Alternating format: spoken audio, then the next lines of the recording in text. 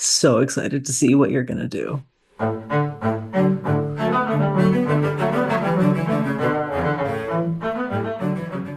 Well, welcome everyone. Today's episode is very special because the tables have turned. You are going to hear me speak more than you have heard me speak on podcasts before, and yet I am not the one being interviewed. You see, today we are interviewing your very own Dani Meyer, and I can't wait to consolidate your origin story into one episode. Because I think for diehard listeners, you probably have pieced bits and pieces of Dani's origin story together. But first of all, Dani, would you please introduce yourself? I'm Dani Meyer. I'm a section bassist for the Omaha Symphony and VP of Artistic. And I am responsible for the Serena that you are getting today. And she is also the special guest because she is the brain behind the next OCMS concert, which we will talk about in a moment. But I feel like I would love to take this opportunity to dive into the Dani Meyer origin story. Many listeners are big fans, and I feel like we deserve to hear this. So, what started out as a desire to play cello, how did music start? Where did music start for you? Okay, so I did think about this morning because I wanted to be ready. Um, I remember Kinder music. I do remember that. Like, I remember the tiny glockenspiel. I remember all the parents in like a tiny room and hitting things. So I do remember that. Um, but all my parents started all of us on piano. So when we were six, we all started piano. So my brother's 18 months older than me, and then my little sister's 3 years younger than me. So that was our first instrument. And um, my brother played violin, and I know I played violin for half a year before we moved to Buffalo, New York. And now I can place all the blame squarely on Mrs. Joan Boysenalt, who recently retired from the Heim School, middle school and elementary school. She's the best. Seriously, Mrs. Boysenalt was like the best thing that could have ever happened to me because I didn't want to play violin anymore because my brother played it. And I don't know if you've heard a violinist when they're first starting. Um, it is not a kind instrument to start with for most people. My brother's a very good violinist, and I was not interested in making bad noises with that thing at the same time as him. And so I signed up for cello. I was like, it's hard enough to have two siblings who do things really well, but like when you want to carve out your own thing. So I signed up for cello, and Mrs. Boysenall told me, unfortunately, there's no cellos left, but no one's playing this bass in the corner here. And it's a quarter size bass. So as far as I'm concerned, it's just a cello. It's just a big cello. And to top it all off, she promised to give me lessons before school. So I'd come in and it'd be like 7:30 in the morning, and she would give me lessons before the school day started. And she'd let me play the cello part if I wanted to, and I wanted to. And then um, she would start having the vice principal of the elementary school walk me across the parking lot to the middle school so I could play with the big kids because I was the only bass player in the elementary school orchestra. And she just kind of did all this like insidious um beneficial shoving me into more and more things. Like I have a memory of pushing a bass amp up a ramp at the middle school because at some point I started in jazz band and the amp was approximately the same size as me. And I just remember a teacher looking at me and being like, should you be doing that by yourself? Like Sisyphus with a rock, just like shoving this amp up. So that's how I got started because Mrs. Joan Boysenall is the absolute best. And she tricked me into feeling very important and then never let me not feel important after that. That's what a what a compliment for a teacher. I mean, shout out to all of those that made every kid feel important. But I feel like the bass opened doors for you because when you then moved back to Delaware, is that correct? Then being the only bass player created certain opportunities, right? Yes. Oh my God. Yeah. And again, you have to understand this is all from the perspective of like a 12-year-old who doesn't, I was a very naive, very brave, very dumb kid. And so it wasn't until college when I, pardon my French, got knocked on my ass by a very good studio bass players at IU that I realized like, oh, okay, I'm out of my depth here. But at 12, there was a community orchestra that didn't have a bass player. And Delaware, especially at the time, was a band state. And so I could play bass in band. There were always bass parts because in wind ensembles, actually, they very famously incorporate bass a lot. So I could do that. And I loved my band teachers, like Mr. Bronio in middle school was also my favorite people of all time. But there were no orchestras. And so this adult community orchestra let a 12-year-old audition using my George Vance book, which I remember that too. Um, and they were like, fine, we need it. We just need somebody. And it was Monday nights from like 7:30 to 10 or something crazy. And so my parents would drop me off and they'd pick me up and we played real music. I'd never seen a Beethoven score before. I'd never seen Stravinsky before, Prokofiev. I was convinced that because I grew up listening to Sting and the Police, so I was convinced that Prokofiev stole the Lieutenant KJ romance theme from Sting as opposed as opposed to Prokofiev being blatantly ripped off by Sting for Russians, which makes a lot more sense. It's a great song, by the way. It's a fabulous song, but like I'd never played any of this music before, and this orchestra was awesome. And we played all this stuff. So my first year, like we played Beethoven 6, we played Beethoven 7, we played Bizet Carmen, we played Firebird. I learned more in that first year with that orchestra, not because I had amazing teachers, but it's such simple stuff like, oh, on a Beethoven part, the cello and the basses are on the same part. And so it's not a choose your own adventure. You play the bottom part because you're the bassist. That's what you do. It's learning that. Or Stravinsky taught me like harmonics and how to read extension notes because I've never had an extension. But in Stravinsky, like he goes below the natural low E. And so I had to learn to read below that standard low E for the first time. I had to learn to read treble clef on bass. I knew how to do it because of piano. I had to learn how to play in thumb position to play key J. And all these adults let me do it, which I think is just the coolest thing ever. Like they actually brought in another bassist to play key J with me, but they had him play the bottom part. They let like dumb me play play the key J solo. And to this day, it's like I don't even remember how it went, except that they let me do it, which is the coolest thing in the whole world. I mean, out of like great opportunities, you don't know what's going to come of. And I think it's such a beautiful thing. There's so many amazing organizations out there even now that just like try to give those opportunities, and I feel like that's such a common story among musicians where, oh, if this one person hadn't given me this thing that I was definitely not qualified and far too young to do, I wouldn't be here. But okay, your musical life started on the bass, well, on piano, and then bass and all that.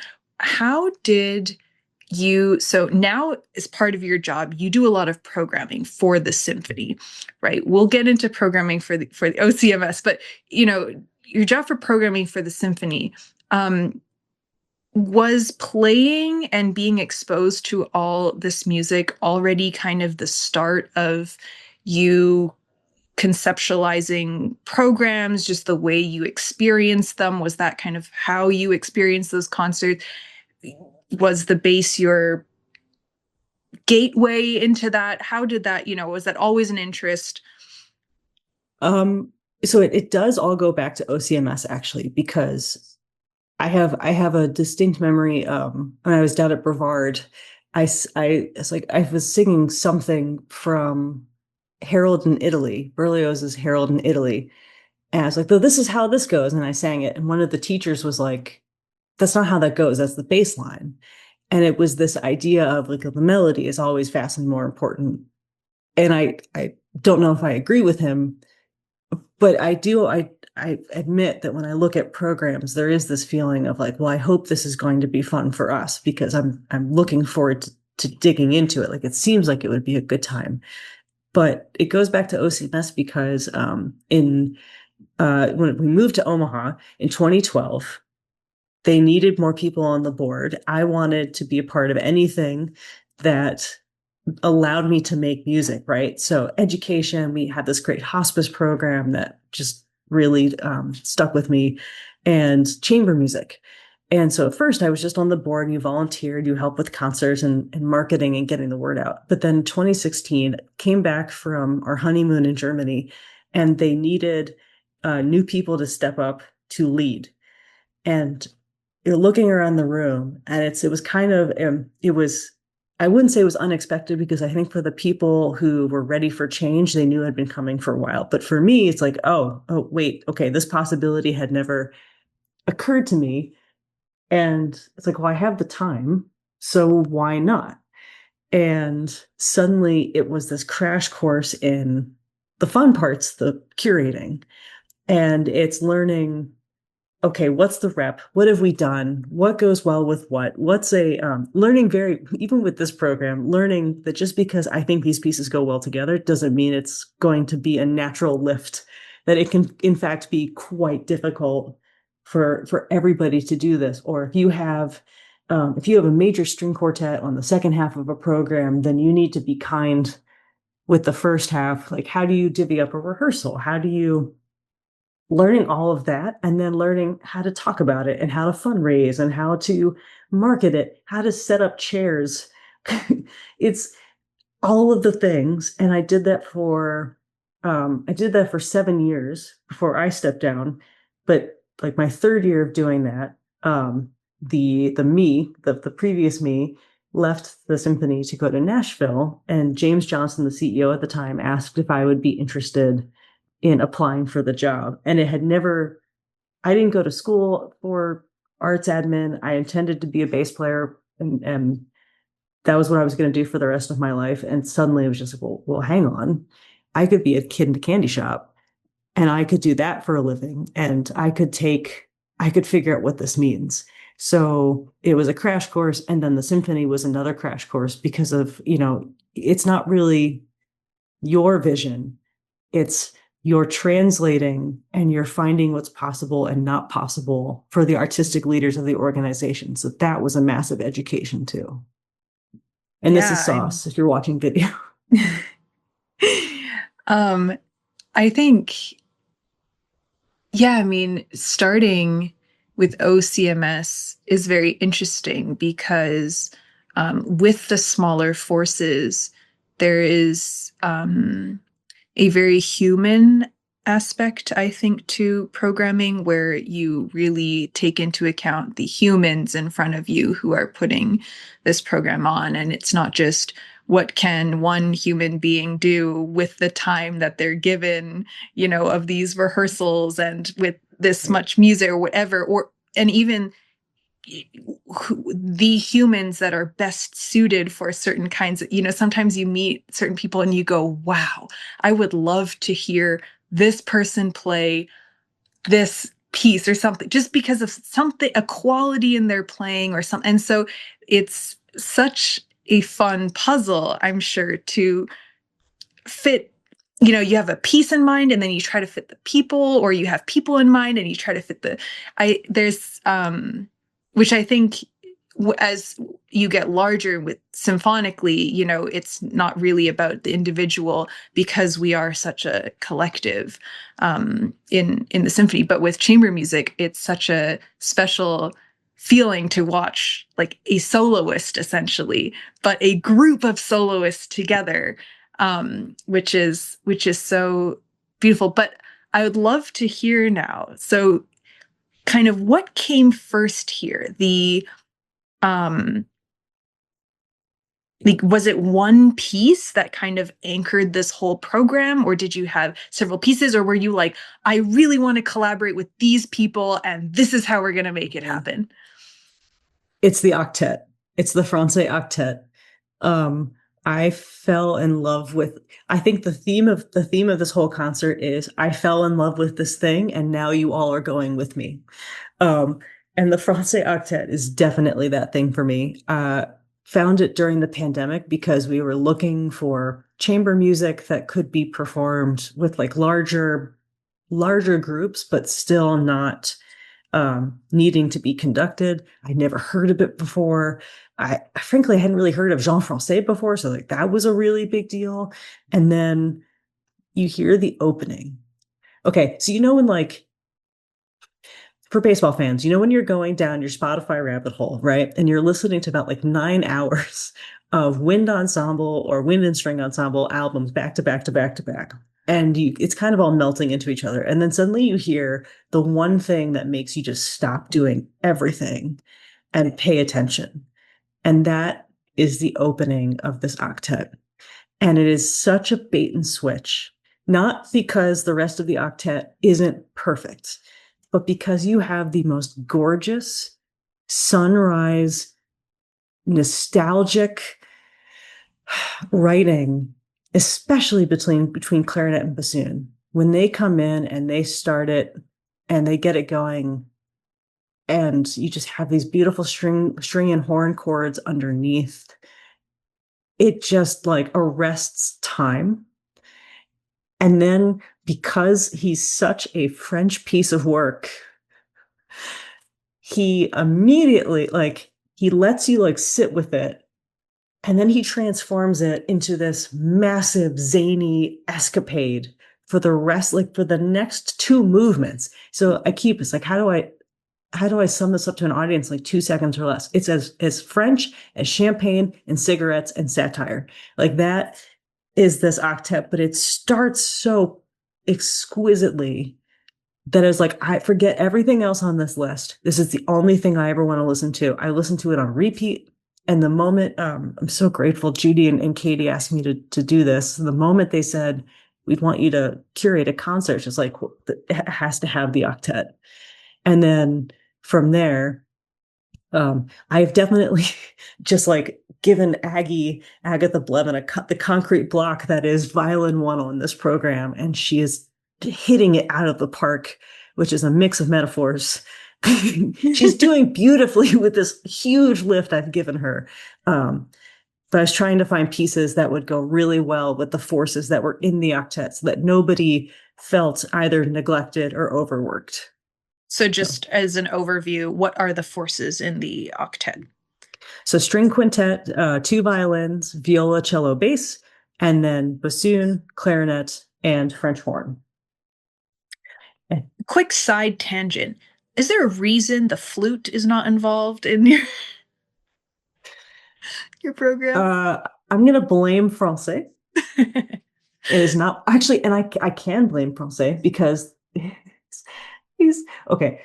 So Francais is considered, quote, like the last of the French wits. And so it's this generation of French composers who wrote music for pleasure, but they're always laughing at you about something and you almost never know exactly what. But he was the last of them. He was kind of up there with Poulenc, but then Poulenc became very religious at the end of his life, and Francais never went that way.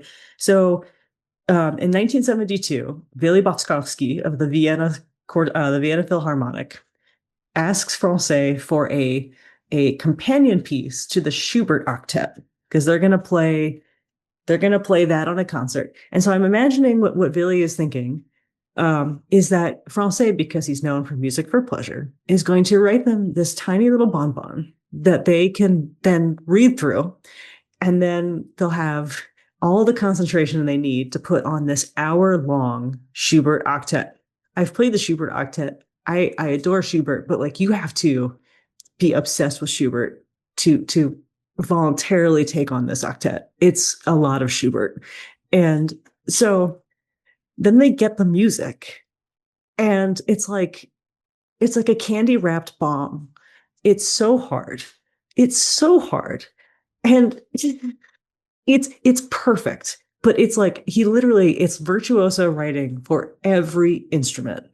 And Francais kind of had this, apparently, this like, he was irritated about the fact that everybody heard his music and went, "Oh, that's delightful. It must be so easy."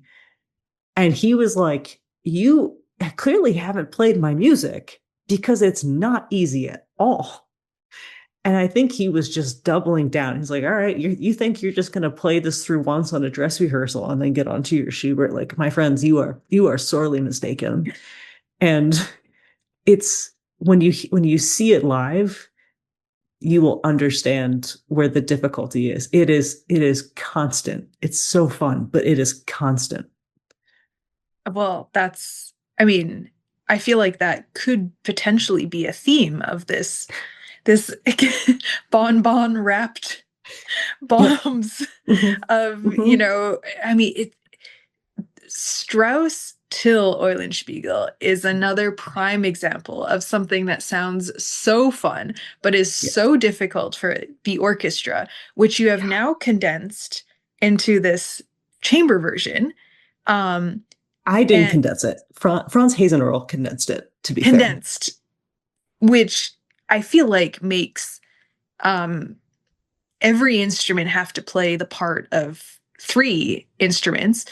First violin is also the conductor, Hmm. as explicitly stated in their part. Agatha Hmm. is doing a great job, I heard, doing a lot of leading Hmm. in this. How how did you find this piece of all pieces, and how? So you learn really quickly. You find um, you find either ensembles who do cool things, or you find albums that contain the instrumentation that you need. So when I was looking for, it's like anything that the Beethoven had the Beethoven septet, anything that had the Schubert octet, anything that had. So you start digging through, because people, these chamber groups do like to record if they have to use a larger force or something, a weird instrumentation. They like to be as efficient as possible with their album. And that's how I think I knew about the Strauss. I think the symphony actually did it on a pandemic program, but I'd forgotten about it. And then I was combing through Wow. options, and there it was. And I, still being a naive, confident 12-year-old bass baby, was just like, this is perfect. This will let us use our wind friends, and they won't feel like we've neglected them. And I think if you ask our wind friends, they would have felt fine with the Francais. Yeah, It I would was have gonna been say. fine. But um, cheers, they sound great. Rosario Gallant on clarinet, Nick Nelson on bassoon, Jordan Dinkins on horn. They just are, oh, they sound so good. And of course, Aggie is tremendous as the titular to Eulenspiegel, going bonkers all by herself in that very lonely violin stand. But she's a master. She's doing so great. That sounds like a treat. I would call it a treat. I would call it a 9-minute treat while we will be treating ourselves to Gatorade after. Yes, I was going to say, but that's not even the end. There are two more pieces, three more pieces. We're starting with In Nomine a 5. Yes. Okay. Yes. And I don't know this piece at all. I don't know Gibbons. Is it a religious Um, piece? that's that's a great. The short answer is I believe yes. So what it is, it's for viol consort, is what it was originally written for. So viola da gamba, the predecessor to the cello especially, but just in general, the string family. Um, and he's like the British composer connection between Bird and Purcell. And Uh, because he actually died younger, they think he died of a brain aneurysm, I think in his 40s. His son taught Purcell, but his Orlando Gibbons music was included in a book with Bird's music, which was a really big deal because William Byrd was one of the greatest Renaissance era composers, especially like England. England has a poor chip on its shoulder because they had a very long time between very famous composers, and William Byrd is considered kind of like the last really famous one for a long time, before even like 20th century names came up. So they kind of co-opted Handel for a while, but he's Yes. in fact not. I was gonna say there's this we odd association we have with Handel and the English, but no, I mean it's such distinctive music too. Just like the style was so not like localized, but very regional at that time because traveling wasn't as popular until Handel and Haydn, and, as they're traveling, but like to play this, what makes the Gibbons so distinctive, you think? It's this melding. So most of the pieces on this program, is Juliet Yoshida could go under the theme of look at these weirdos, and and she's not wrong. Um, the Gibbons though is a completely different sound world, like you said. It's coming from a place where you're watching these tones mesh together and then break and then remesh in new ways and then break. It's going to feel very, very old, and it should because it's hundreds of years old. But it's coming from a place where everyone's tone is supposed to sound very similar. Everyone's approach is very similar. And so to have, especially later in the program, you have all these characters that we're all bringing out in very specific instrument qualities. And here it's this glorious, these voices coming together for these incredible suspensions. And all the while, like, I think what's coolest about an in nomine piece is this idea of I want to make sure I get this right. The cantus firmus. Hermes. Yeah. This idea of here's a piece of music or a line that we all agree is called this, the in nomine cantus firmus, but every composer does something different with it. And so it's like having, in my mind, it's kind of like having a popular tune or something where everyone just is remixing it, but you all agree you're going to call it like Hit Me Baby One More Time, A5, or Frere Jacques, A5. Yeah, I guess like at that point in time, and for anyone who hasn't gone through music school, the way we learn about cantus firmus is that's our line from which we base our counterpoint exercises off of. We all learn to write counterpoint, and then at that time they kind of, yeah, I guess they took it as that theme or the melody, the one thing that's constant that then gets remixed depending on who's writing counterpoint, depending on who's composing. And And you then notice, like, right, it's in nomine A5. And so it's like cantus firmus, here's how many people are involved. So it's not in nomine number 236, whatever. It's cantus firmus for this group. And he did so many of these because they called it a consort of viols. They were very, very popular. They can be extremely robust. And I'm going to give him a shout out because his name is Alan Garvin, has a fantastic collection where he has been cataloging, typesetting, and sharing Orlando Gibbons' work for viol consorts. It is all there. It is all available. He was absolutely lovely. And then our library made it look super pretty and put it on nice big paper for me because we're all getting older and progressively getting harder of sight. But it's five moving lines all at the same time. Lucy Duke is holding down the fort with the cantus firmus. So we are using her as a lifeline. And it's in 4/2, which means like instead of a 4/4 where every beat is a quarter note, this is like that's the simplest one. We all know that, I think, instinctively. A 4/2 is four half notes in a bar, so it's twice as long. And so you have this phrase that seems just like endless. And it's amazing how something that's still in four can just like stretch out like taffy because of it. A little, I guess, extra fun fact on that. Like, Mm. why would he write it in 4/2 rather than 4/4? Like, why would composers do that?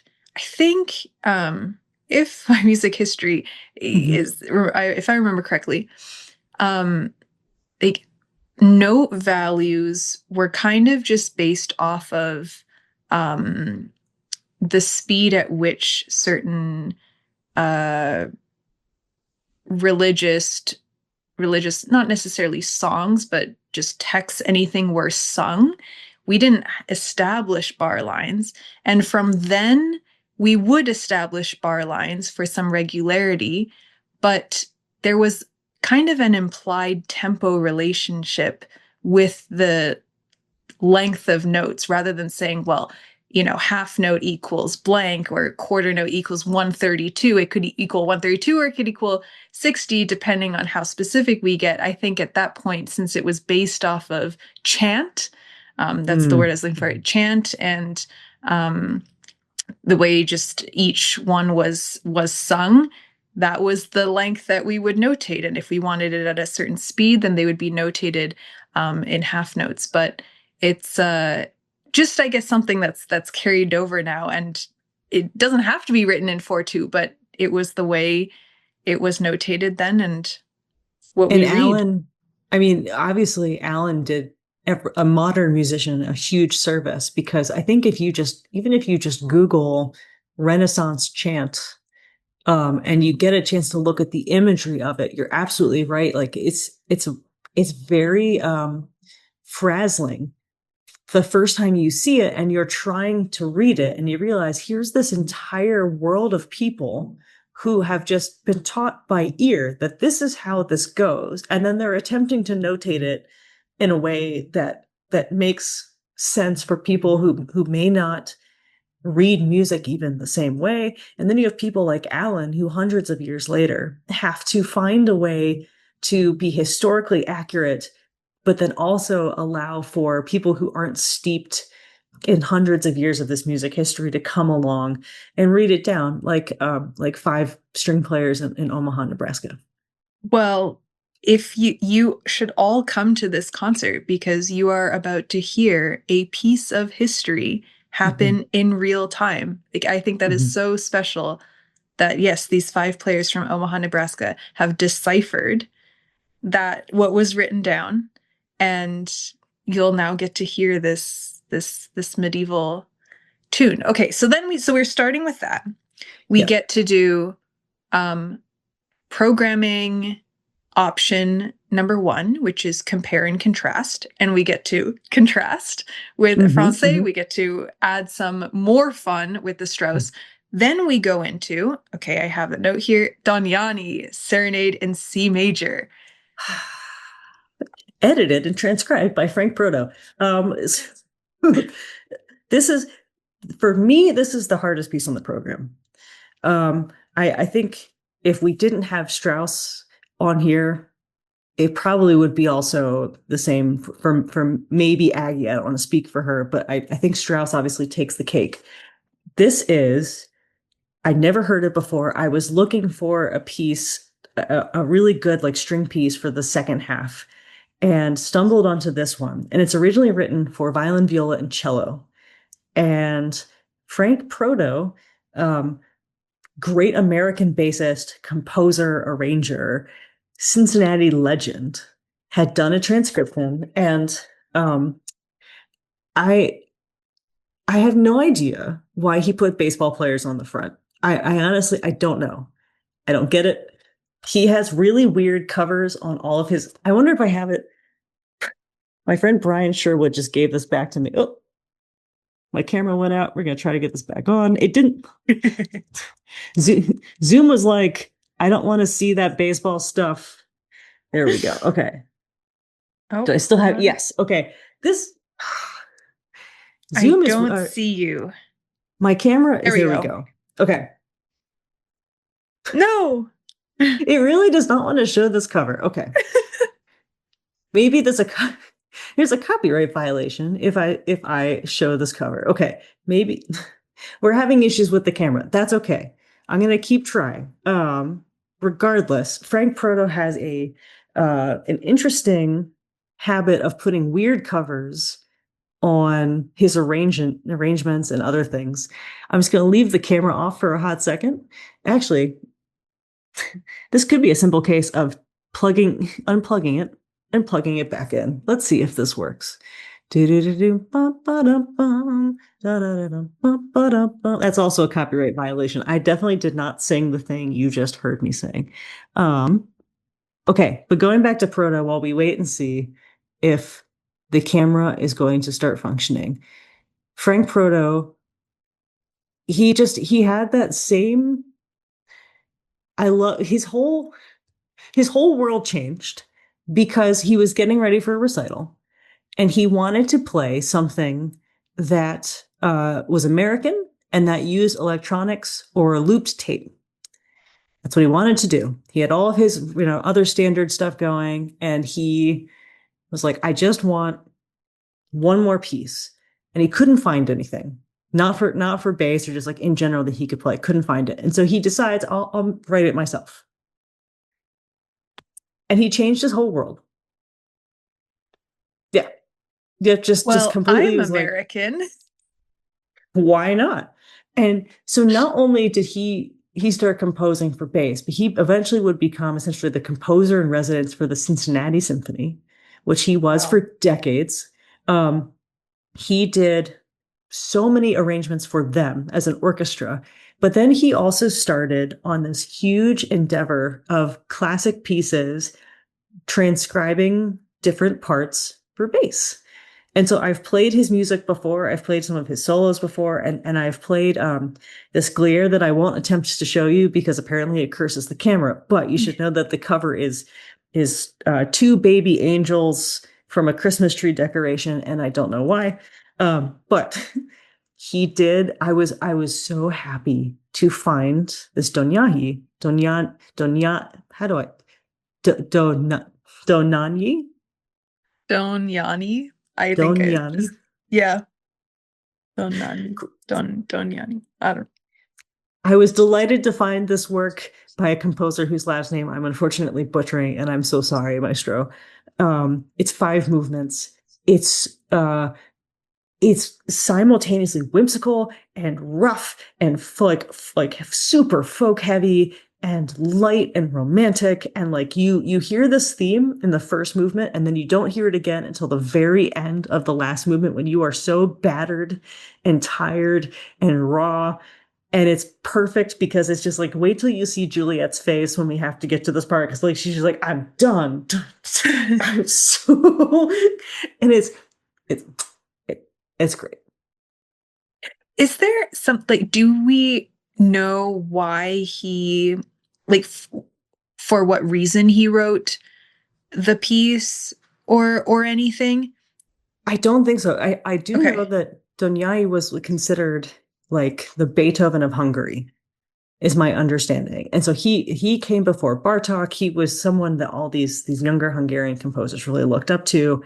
And so I think this is just one of those pieces that he composed as part of his output. And maybe there isn't something particularly like, special behind it, but it is a gem of a work. Yeah, one of my favorite pieces is one of his string quartets, his second string quartet, I think. That I always felt like it sounded like someone in love. And I realized that him being the romantic that he is, he really wrote it for his wife. Or something about, or for their wedding or something like that. It was really tied to something really romantic. And I thought, okay, serenade in C major is there. I don't know if there's some romantic story for the soft heart. He It could just be that he's a lifelong romantic. Some people some people are like that. I there's it's an opening march. It's like very childlike in a lot of ways, a very Ooh, toy-like opening march. A romance that really features the viola, which is gorgeous, a scherzo that is the scariest thing known to man, a theme and variations that is great for all of us, and then this rondo at the very end that is just kind of like packing as much funfetti into the cannon before it finally explodes. nice. Then to end, we're only one movement, the fourth movement of the Myers String Quintet. Yeah. Yeah. Okay, this guy. Ooh, Um, okay. So first and foremost, Edgar Meyer is one of the greatest bass musicians, but first, hands down, greatest musicians of all time, especially greatest living musicians. There's a reason why you see this man constantly connected to Yo-Yo Ma, to Tessa Lark, to Bella Fleck, to Chris Thile. Like he's just really good. And which is the dumbest thing I've said today. He's just he's a phenomenal musician. And when I was growing up, we always he'd write a concerto or he'd do a recording and we would covet these recordings. And there were like those who walked among us who were good enough to potentially play these concertos also. And so I remember one of my youth orchestra friends was trying to get Edgar to give him the music to one of his bass concertos. And Edgar said no. And we couldn't figure out, like, why isn't he publishing all this great music that because he's writing constantly? Why isn't he publishing it? And at the time we thought, like, oh, he's protecting himself from us. He doesn't want to hear our interpretation of him. And the reality as an adult is after finally finding a piece by Edgar Meyer that, in fact, he allowed to be published. This is from 1995. He was protecting us from him, and and understandably so, Edgar, because this piece is written for bass tuned C extension EBEA. It is notated throughout at pitch rather than transposed up an octave. The following instructional videos will help in preparation of the bass part. So let me explain for baseball fans why he is such a massive, why his music, why he is saving us from him. Clearly, his brain works in a way that he has shaped and disciplined his mind to work in a way that is so flexible that he just can do this. And the rest of us are light years behind him. And what he's doing is one, he's tuning his bass at solo tuning for the most part. That means that most strings are a whole step above where they usually are, which means he can play higher and he can play louder because it just projects more. Two, he's got a pea shooter instrument with an extended fingerboard and an extension, which means he can play higher and he can play lower than a lot of bass players, which is important when you're going up to stupid notes like a high, high, high E. And I don't know the like E number, but I'm measuring it like this. Like that's the E. Um, he's he's putting it at pitch. Bass is actually naturally an octave lower than cello. We read the same clef. So, but if you gave me and a cellist the same music and we played the notes on the page, I would sound an octave lower than that cellist.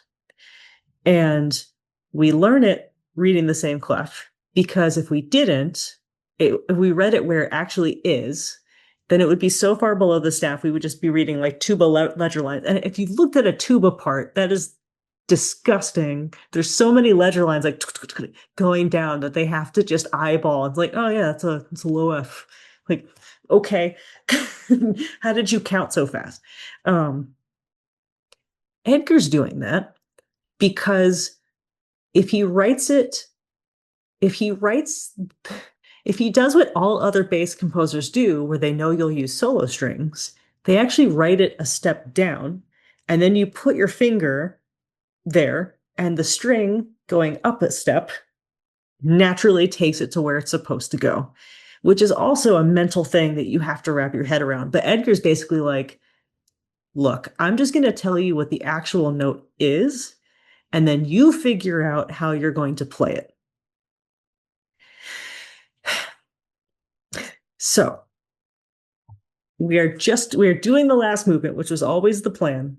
But I am so grateful that we are just doing the last movement because one, it's possible without me retuning my instrument at the very end of the concert, which was really important to me.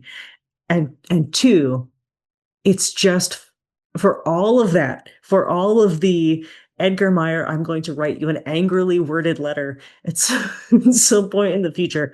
For all of that, it's so much fun.